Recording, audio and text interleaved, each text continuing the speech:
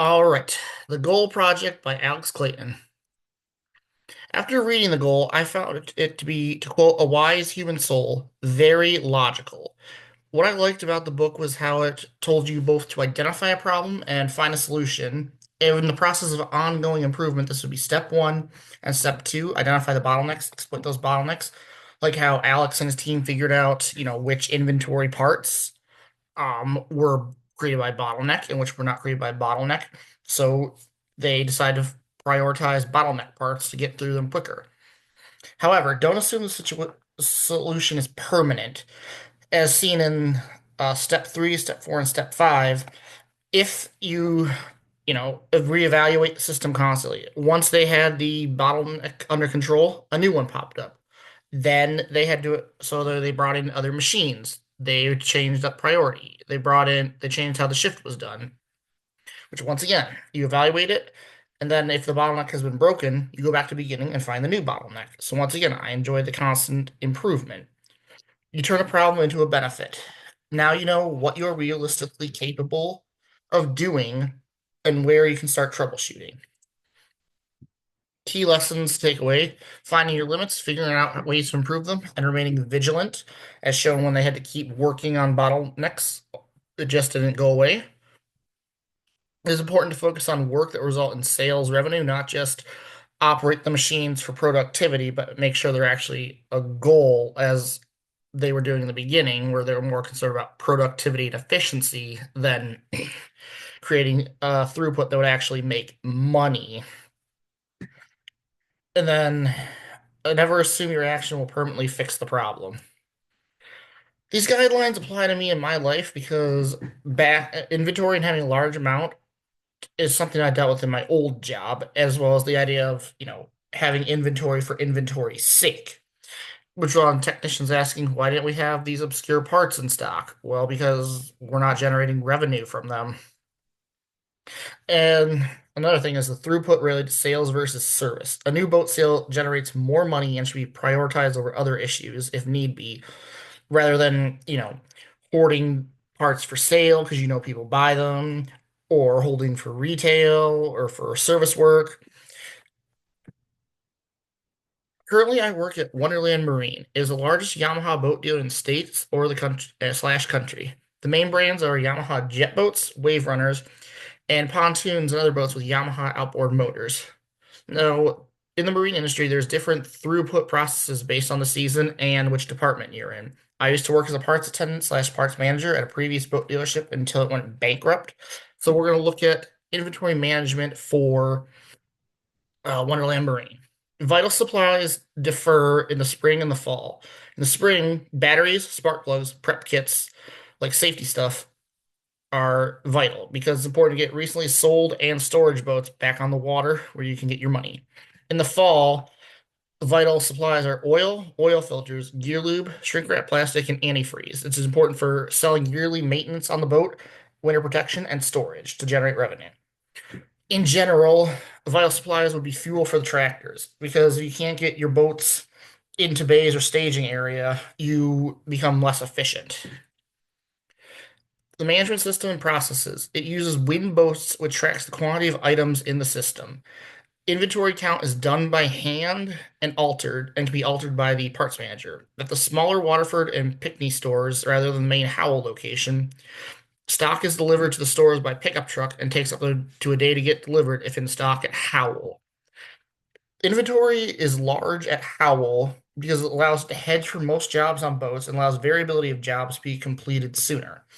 Inventory is a smaller system at Waterford and Pickney due to the limited space available at these stores. They lack extensive inventory, which can result in sales being lost due to lead time, and as well as causing a problem with obsolete and unpopular items gathering dust on shelves and not generating revenue.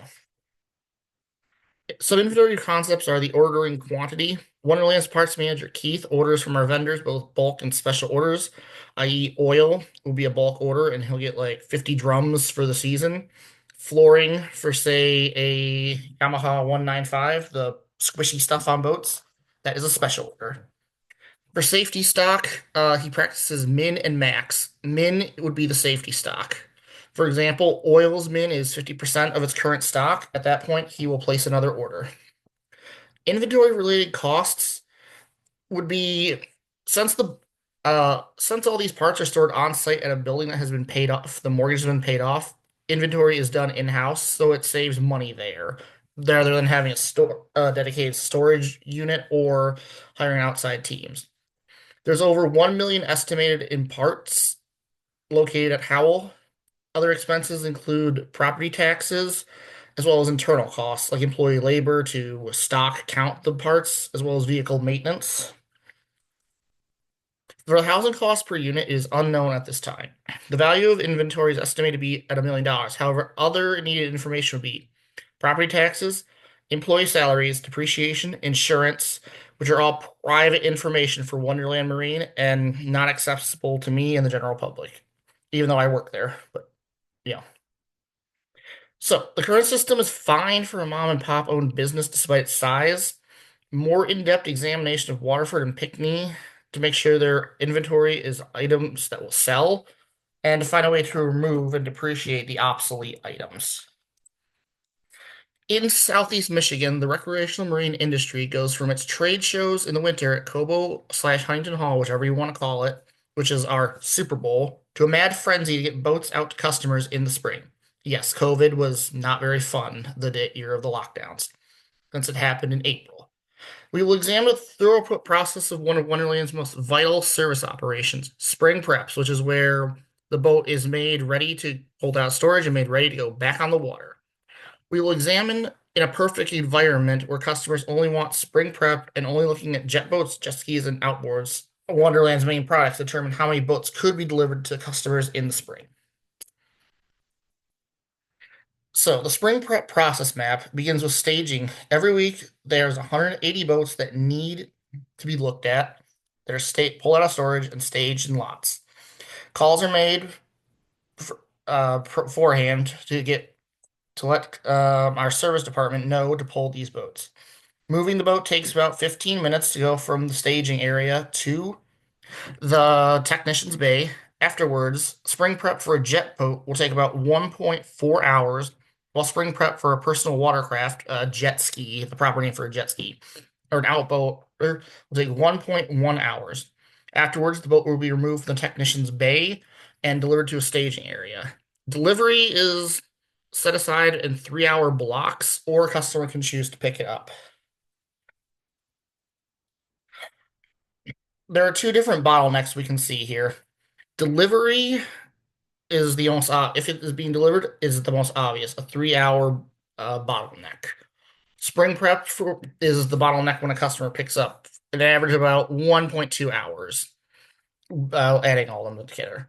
Moral of the story is to purchase a trailer when buying a boat and get salesmen to push trailers when selling a boat. So, from looking at this process, throughput time, and we can look at the throughput time.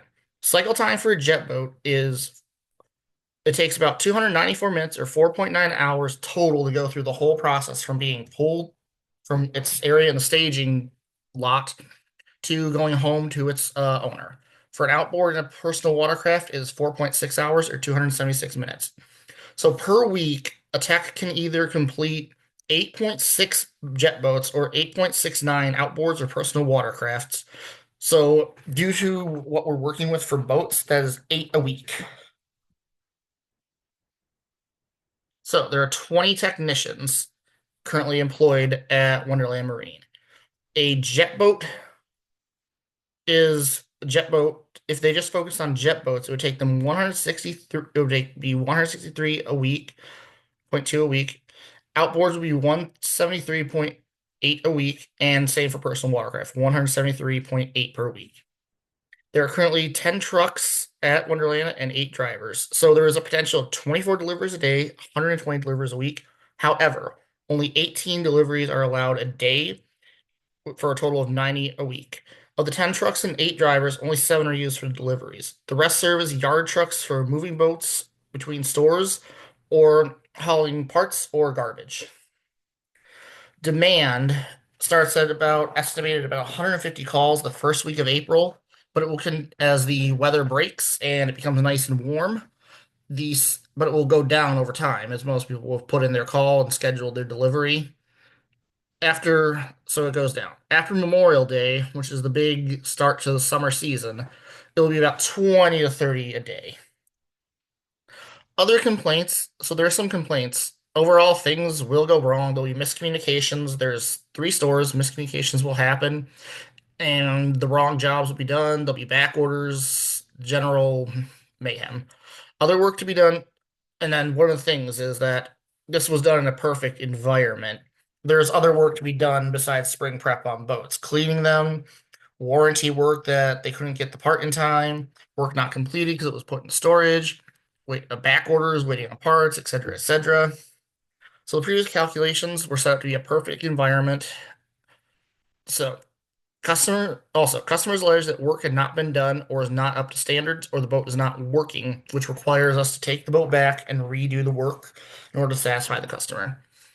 So, because it was done in a perfect environment, in order to get a more thorough in order to get a better look at the throughput process, we would need to actually examine a technician all day, multiple days to get a more accurate evaluation of the average process. Some suggestions I have are looking to contracting out delivery jobs in the spring to increase the number of deliveries a day if the cost is not too high, and will cut into profit, or hire temporary workers for the spring season.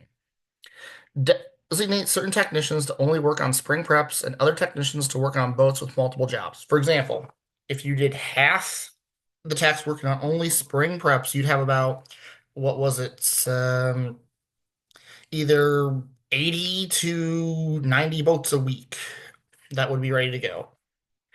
Also, to encourage salesmen to upsell boats with trailers to reduce the number of deliveries needed and potentially reduce the number of employees in a future session.